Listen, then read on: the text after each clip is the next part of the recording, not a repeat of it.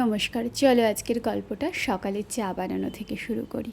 একটা সুন্দর সকাল আর এক কাপ চা একটা নতুন দিনের একটা এনার্জি বুস্টার বলতে পারো। আমার তো সকালবেলা চাটা লাগেই, কারণ চা না খেলে আমার মাথায় কাজ করে না। আজকে চাটা আমি বানিয়েছিলাম তুলসী পাতা, আদা, গোলমরিচ আর লবঙ্গ দিয়ে, আর তার সাথে অ্যাড করেছিলাম তেজপাতা। চা নিয়ে এই গল্পটা কিন্তু আমাদের খুব প্রিয়। চলো তোমাদেরকে আজকে একটা রেন লিলি দেখাবো। এই রেন লিলিটা না ভীষণ সুন্দর এবং একটা অন্য ভ্যারাইটির বলতে পারো। রেন লিলিটা ভীষণ সুন্দর। চলো ব্যাক ক্যামেরায় দেখাই। দেখো এত মিষ্টি না, একটু বৃষ্টির জল পড়ে কেমন হয়ে গেছে, কিন্তু এত ভালো লাগছে আমার। এই যে এখান থেকে হয়েছে গাছটা থেকে, আমি নর্মালি রেন লিলির বাল্ব এনে লাগিয়েছিলাম এবছর না, গত বছর। তারপর এটা গতবার থেকেই হচ্ছে। ভীষণ ইউনিক কিন্তু রেন লিলিটা, অতটা দেখা যায় না। আর একটা বিষয় কি জানো তো, বর্ষা মানেই তো পুঁই ডাঁটা। তো বাগানে না বেশ সুন্দর পুঁই ডাঁটা হয়েছে, আর এত বড় বড় পাতা। চলো দেখো এগুলো সব বরবটি গাছ।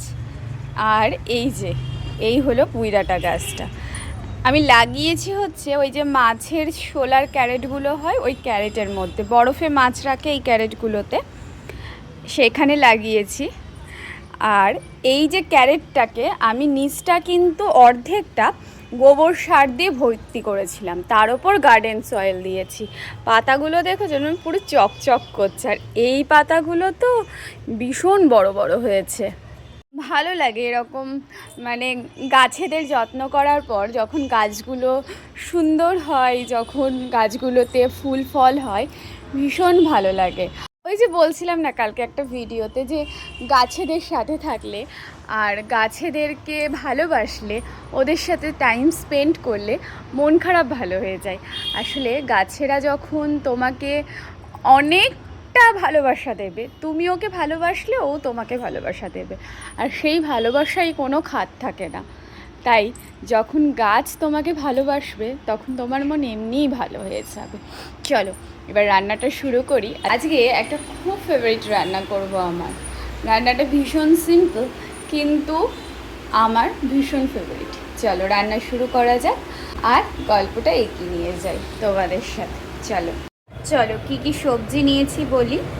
আলু, কুমড়ো, ঝিঙে, পটল আর বেগুন। আর এদিকে কড়াইতে সর্ষের তেলে 5 ফোড়ন দিয়েছি ফোড়নে। এবার এগুলো সব আর তার মধ্যে অ্যাড করেছি ফ্রেশ মাছের তেল। এটা কাতলা মাছের তেল। মিস্টার চৌধুরীকে বলেছিলাম একদম ফ্রেশ কাতলা মাছ, যেটা একদম জ্যান্ত থাকবে সেই মাছটাই কিন্তু আনবে, কোনো রকম বরফের মাছ আনবে না, কারণ একমাত্র ফ্রেশ মাছের তেলই রান্নার কাজে ইউজ করা যাবে, নচেত কিন্তু আষ্টে গন্ধ বেরোবে। তার মধ্যে রুটিন মশলাগুলো দিলাম, পেঁয়াজ, আদা, রসুন দিলাম, ভালো করে কষালাম, পুঁই ডাঁটাগুলো দিয়ে ঢাকা চাপা দিয়ে রান্না করলাম। নামানোর আগে একটু মিষ্টি দিলাম। এরপর ভালো করে জলটা শুকিয়ে নিলাম। এই পুঁই ডাঁটার চচ্চড়িটা না খেতে দারুণ হয়, গরম গরম ভাতের সাথে এরকম চচ্চড়ি কিন্তু খুব ভালো লাগে আমার। তারপর বিকেলবেলা একটু বেরিয়েছিলাম, আর দুটো গাছকে কোলে কোলে নিয়ে চলে আসলাম। সন্ধেবেলা বা বিকেলবেলা এরকম একা বেরোতে আমার ভালোই লাগে, তবে সব সময় না, আর বেরোলে এরকম কিছু একটা জিনিস কিনতেও ভালো লাগে। তো এই গাছ দুটো আমি কিনেছি এই কৃষ্ণনগর থেকে। তাই কৃষ্ণনগরের যারা এই ভিডিওটা দেখছো, তারা কিন্তু এই গাছ দুটোর ঠিকানাটা আমি বলে দিচ্ছি, গিয়ে নিয়ে আসতে পারো। এই দুটো গাছ নিয়েছে মাত্র 140 টাকা, 140। তো এটা আউটডোর গাছ, আর এটা ইনডোর, সেমি ইনডোরই বলতে পারো, কারণ এটা জানলার ধারে রাখতে হবে। এই গাছ দুটো নিয়েছি হলো পোস্ট অফিস থেকে চ্যালেঞ্জের মোড়ের দিকে যেতে ঠিক লেফট সাইডে, মানে বা সাইডে, আমোদিনীর একটু আগে একটা কাকু বসে ট্রলি নিয়ে। সেই ট্রলিতে উনি কিন্তু ওনার নার্সারির সম্ভার নিয়ে বসে, রোজ বসে। তোমরা চাইলেই কাকুর থেকে যে কোনো গাছ কিনতে পারো, আর ভীষণ সুন্দর গাছ পাওয়া যায়, একবার ট্রাই করতে পারো। আমার তো বেশ ভালো লেগেছে। এখন তাহলে আমি আসছি, আর তোমরা ভালো থাকো, সুস্থ থাকো, সাবধানে থাকো, আর মনে করে বর্ষাতে প্রচুর প্রচুর গাছ লাগাও। দেখো তোমাদের মুড সুইংও ভালো হয়ে যাবে, তোমাদের মন খারাপও ভালো হয়ে যাবে, আর একটা অন্য রকমের বন্ধু পাবে। এরা না ভীষণ আপন হয়, খুব ভালো রাখবে তোমাকে। এখন আসছি, বাই।